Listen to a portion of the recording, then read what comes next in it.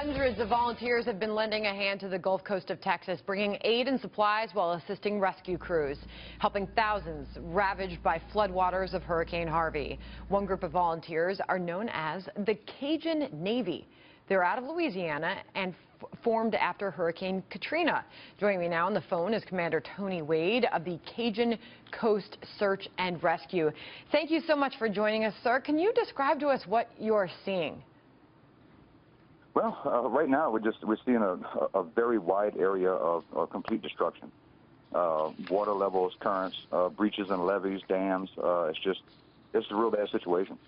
And you're an all-volunteer organization. As I mentioned, you formed back in 2013 during Katrina to help out with these types of disasters.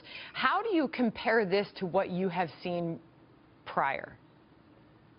Well, I can tell you this weather episode is going to be up there within the top two that I've ever seen. It's extremely widespread. Unlike the rest of the things we've seen with a lot of wind damage, this one we haven't seen a lot of wind damage. Just an immeasurable amount of water is the biggest issue. It's really bad.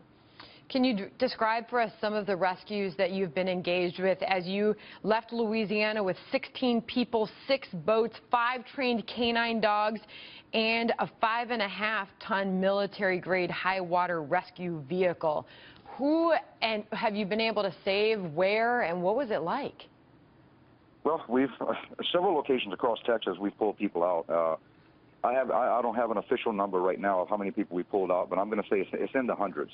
I know personally on Sunday we removed 35 people down in Dickinson, Texas. Some were trapped in hotels on second stories. Some were on roofs of houses, actually in the water trying to walk out or swim out. Yeah, it's been overwhelming, to say the least. So just make it very simple for us what that is like for you and what it is like for those that you are attempting to rescue. Again, you're completely volunteer. You're doing this out of the goodness of your heart. These people are stranded. They see you coming. What do you say to them? Do you identify yourself? Yes, usually when we encounter them in the water, we tell them who we are, Cajun Coast Search and Rescue, that we're here to help. I'll bet they're pretty happy to see you. They're extremely happy to see us, I can tell you. Most of these folks haven't had any good drinking water or anything in a couple of days, so we want to give them water. We want to get them medical triage. We want to get them dry, wrap them in blankets, get them back to our high water rescue vehicle so we can get them out of the water into a shelter or a place that's set up to receive these people that can feed them and get them looked at by doctors and get taken care of. Extremely happy to see us. So you have hundreds of members, mostly coming from southern Louisiana. What inspires people like you to do this?